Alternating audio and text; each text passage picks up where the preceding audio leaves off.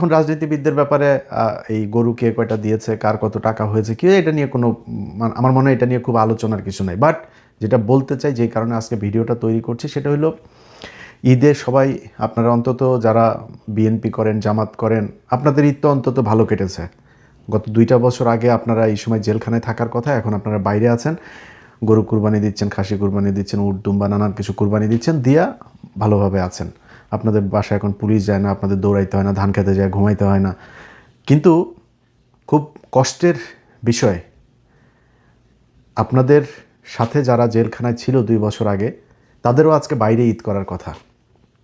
বিশেষ করে বিডিআর এবং আলেমদের একটা বিশাল সংখ্যা এখনও পর্যন্ত জেল খাটছে। তার সাথে যুক্ত হয়েছে ওই যে কেরানীগঞ্জের এক জঙ্গি নাটক, প্রথম আলোর বানানো নাটক। আরেকটা হলো যে প্রথম আলো ডেইলি স্টারের যে ঘটনা, এটা নিয়ে কিছু মানুষকে আপনারা নিয়ে ধরে রেখেছেন।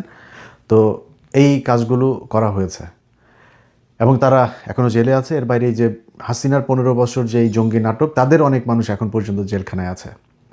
আর বিডিআরের এরা তো আছেই, বিডিআরের একটা বিরাট অংশ বেরিয়েছে, বাট এখন পর্যন্ত অনেকগুলো বিডিআর সেখানে জেলখানা আছে। সেই বিডিআরদের আপনাদের কাছে করুণা চায় না, যেটা ন্যায্য বিচার, সেই বিচার তো হয়ই নাই। শেখ হাসিনার ক্যাঙ্গারু করে সেইখানে বিডিআরদের বিচার করে যারা সাক্ষী হইতে পারত তারা সাক্ষী দেয় নাই, যারা মানে মিথ্যা সাক্ষী দেয় নাই তাদেরকে বানানো হয়েছে আসামি, যারা আসল সাক্ষী তাদের মানে আসল খুনি তাদেরকে ছেড়ে দেওয়া হয়েছে, তাদেরকে বানানো হয়েছে সাক্ষী। এই নাটক আপনারা সব কিছুই জানেন। তারপরেও এই সব কিছু মিলিয়েও শেখ হাসিনার সেই কোর্টে যাদেরকে সাজা দেওয়া হয়েছে 10 বছর, 5 বছর, 7 বছর, যাবজ্জীবন, তাদের সবার সাজার মেয়াদ শেষ হয়ে গিয়েছে। হওয়ার পরেও তাদেরকে এখন পর্যন্ত জেলখানায় আটকে রাখা হয়েছে। আপনাদের কাছে কোনো করুণা চায় না। বেঞ্চ গঠন করা হয় নাই, বেঞ্চের অভাবে আপনার বিডিআরের আটকে আছে, বিডিআরের জামিন আটকে আছে। জামিন আদেশ মানে ভাই, একটা মানুষের 10 বছরের সাজা, তার জেলখানার হিসাব অনুযায়ী অনেকের 22 বছর, 23 বছর, 24 বছর খাটা হয়ে গিয়েছে, তার সাজার মেয়াদ 10 বছর, অথচ সে এখন পর্যন্ত জেলখানায় বন্দি আছে। অতএব মাননীয় প্রধানমন্ত্রী, আপনার কাছে বলবো, আপনি নিজে এই জঙ্গি নাটকের আপনার পরিবার ভুক্তভোগী, আপনি নিজে ভুক্তভোগী। 21শে আগস্ট থেকে শুরু করে 10 ট্রাক অস্ত্র মামলা, অনেক জঙ্গি নাটকের মধ্যে আপনাদের পরিবারকে জড়ানো হয়েছে। এই বিডিআরের পিলখানার ঘটনার মাধ্যমে বাংলাদেশের মেরুদণ্ড ভেঙে দেওয়া হয়েছে, এই দেশের সেনাবাহিনীকে ধ্বংস করা হয়েছে। সো এই ঘটনাগুলো আপনারা খুব ভালো করে জানেন। একটা কমিশন গঠন করা হয়েছিল।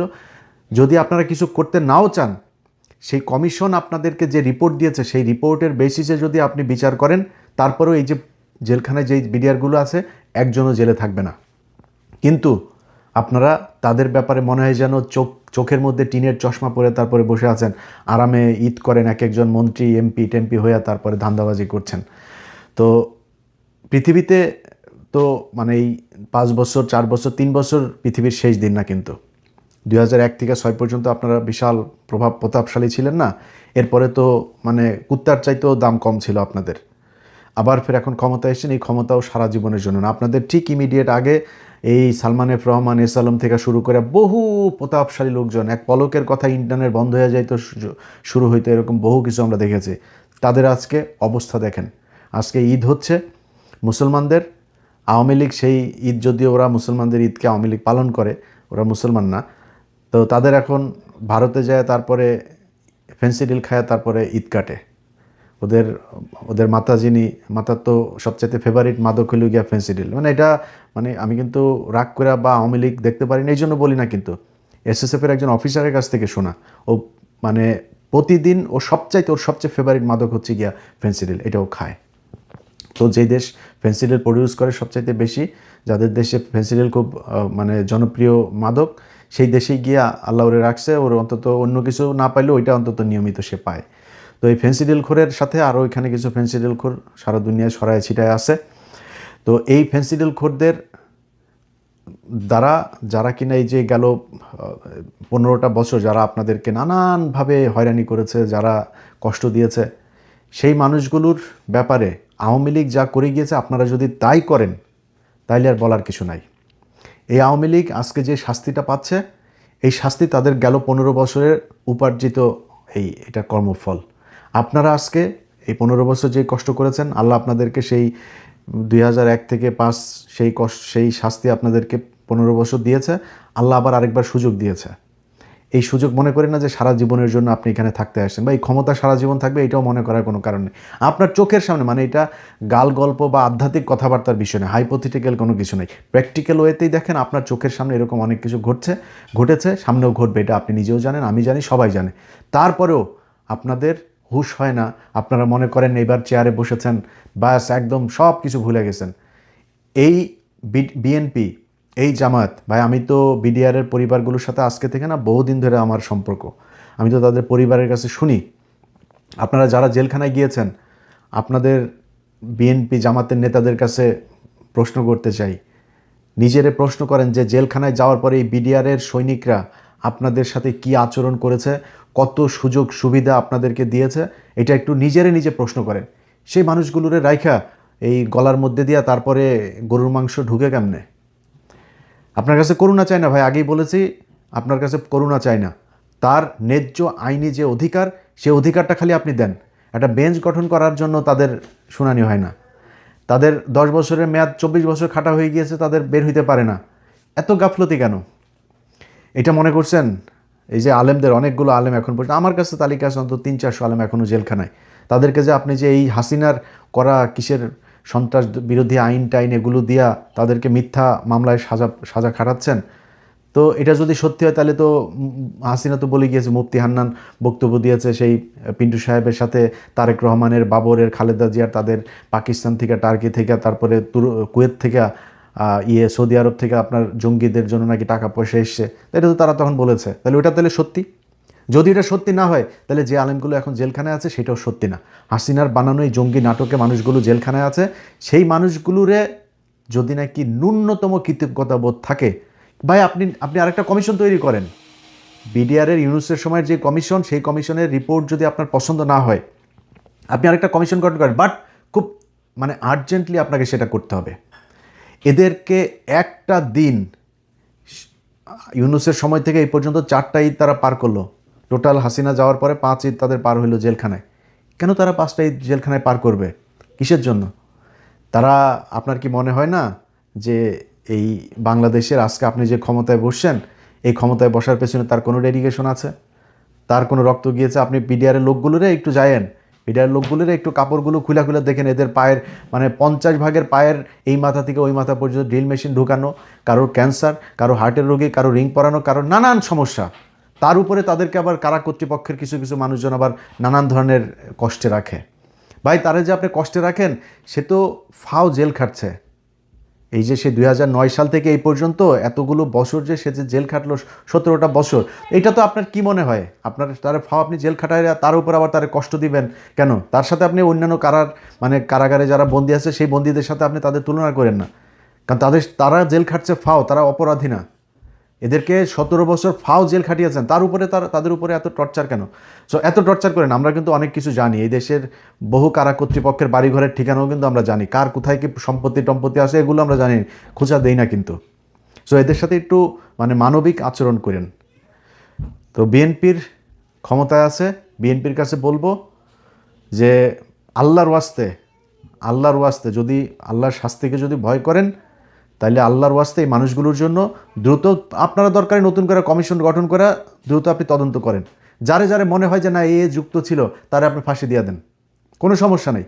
কিন্তু যারা নিষ্পাপ নিরীহ তাদেরকে আপনি দ্রুত মুক্ত করেন। নিষ্পাপ মানুষগুলো কেন জেলে থাকবে? 24 সালের 5ই আগস্ট থেকে আজকে 25, 26, 2 বছর হইতে গেল। এই 2 বছর তারা কিসের জন্য জেলখানায় থাকবে? এটার কোনো উত্তর আছে আপনাদের কাছে? এই দেশে বহু প্রভাবশালী সাংবাদিক, ইউটিউবার, সোশ্যাল মিডিয়া ইনফ্লুয়েন্সার, নানান ধরনের বড় বড় সব মানে দেশপ্রেমিক অনেকেই আছে, কারোর গায়েও লাগে না, কেউ কথাও বলে না, মিডিয়া তো নাই, কোনো মানুষও কথা বলে না তাদেরকে নিয়ে। তাদের জীবনের দাম নাই, তাদের কষ্ট, তাদের শরীরে রক্ত নাই, তাদের কষ্ট কষ্টের মতো লাগে না। মানুষ বিডিআরের লোকগুলি ভাই, আরে ভাই 17 বছর 18 বছর বয়সে পোলাপান আপনার, এই 18-19 বছর বয়সে আপনার মানে যে চাকরিতে ঢুকেছে 1 বছর হয় নাই জেলখানায়, চাকরির রিটায়ারমেন্টে যাবে ওই সময় জেলখানায়, দাড়ি টাড়ি সব পেকে বয়স্ক মানুষ, পরিবারের অর্থনৈতিক অবস্থা শেষ, বউ চলে গিয়েছে, সন্তানরা খোঁজ নেয় না, মানে কি এক মানে দুর্বিষহ জীবন তাদের, তারপরে কেউ কোনো কথা বলে না। তো কিছু বললাম না, জাস্ট এতটুকুই বললাম, অনেক আপনাদেরকে খুব বাজেভাবে বলা যাইতো, শুধু এতটুকু বললাম ইউনুসরে বহুত গালাগালি করছি এই এক কারণে, যখন 2-1.5 বছর কষ্ট করে কোনো রেজাল্ট পাইনি, বহুত কিছু বলছি আপনাদেরকে, আর যত গালি আছে সব মনে করেন দিছি আপনাদেরকে, আর এটা দিলাম না এখন আর। আমার অনেক মানে সম্মানিত মানুষজন আমার ভিডিও দেখেন, সো তারা পছন্দ করেন না আমি আপনাদেরকে গালাগালি করে কথা বলি। গালি দিলাম না, মনে করেন গালি সব দিছি আপনাদেরকে, ওইটা মনে করে নেন। যা যা পৃথিবীর যত যাওয়া গালি আছে সব দিছি আপনাদেরকে, ওইটা মনে করে তারপরে আল্লাহর ওয়াস্তে যদি মনে চায়, যদি মানুষের মিনিমাম ন্যূনতম রক্ত যদি শরীরের মধ্যে থাকে, কৃতজ্ঞতাবোধ দায়িত্ববোধ যদি থাকে, এই বিডিআরের লোকগুলো আপনাদেরকে কম উপকার করেন এই জেলখানার ভেতরে, কম সেবা দেয় নেই আপনাদেরকে। এই কৃতজ্ঞতাবোধ থেকেও হইলেও মানুষগুলোরে ছাড়ার ব্যবস্থা করেন। ঈদের এই খুশির মধ্যে আপনাদেরকে এই কথাগুলি অনুরোধ করা, মানে হাত জোর করে তারপরে বললাম আল্লাহর ওয়াস্তে এটার ব্যাপারে একটা ব্যবস্থা নেন। আর যদি না নেন, দুনিয়ায় তো আছেই, আল্লাহর কাছে মানে এই মজলুম মানুষগুলোর হইয়া তারপরে আল্লাহর কাছে সাক্ষী রেখে, আল্লাহকে সাক্ষী রেখে বললাম, আল্লাহ যেন প্রতিটা এই অপকর্মের শাস্তি যেন আল্লাহ আপনাদেরকে দেয়। এবং বিডিআরের ভাইরাও যারা আছেন তাদের পরিবারের বলবো, আপনাদের যখন ভিজিটে যান এই মজলুম মানুষগুলোরে বললেন যে এই জেলখানার ভেতরে যেন ওরা তাহাজ্জুদ পড়া যেন এদের জন্য এই বরদোয়া করে যে আল্লাহ যেন তাদেরকে এটা শাস্তি দিয়া দেয়। এই পরিবারগুলোর সাথে তো আমি সম্পৃক্ত আছি ভাই, এক একটা পরিবারের গল্প যদি শোনেন তাহলে আপনার শরীরের লোম দাঁড়ায় যাবে, আপনি চোখের পানি রাখতে পারবেন না। এরকম মানে দুর্বিষহ জীবন তারা জেলখানায়, জেলখানার বাইরে তাদের পরিবার, দুই দিক থেকেই তারা ভোগ করছে। যাই হোক, আল্লাহ আপনাদেরকে বুঝার দায়িত্ব দেখ। দেশবাসী সবাইকে ঈদের শুভেচ্ছা জানাচ্ছি আবারও, সবার ঈদ ভালো কাটুক। আর আরেকটা জিনিস বলে শেষ করি, সেটা হচ্ছে যে ভাই আমি সোশ্যাল মিডিয়াতে দেখছি যে অনেক মানুষ মোটরসাইকেল চালায়, আমি নিজেও ভাই দেশে থাকতে অনেক রাফলি মোটরসাইকেল চালাইছি। এটা একটা ভাই মানে ডেথ পোল, এটা কোনো চড়ার জিনিস না। অথবা আপনার সন্তানদের অন্তত 40 বছরের আগ পর্যন্ত ভাই কারোর হাতে দিয়েন না, মোটরসাইকেল দিয়েন না। মোটরসাইকেলের এই 2 দিনে আমার চোখে অনেকগুলো দুর্ঘটনার দেখলাম সোশ্যাল মিডিয়াতে। অল্প বয়স মানে ম্যাট্রিক পরীক্ষা দিয়েছে এরকম বাচ্চা মারা গিয়েছে। তো বাবা মার প্রতি আমার দাবি থাকবে যে আপনারা আপনাদের সন্তানদেরকে এই ব্যাপারে একটু সতর্ক হবেন। সবাই ভালো থাকবেন, আল্লাহ হাফেজ।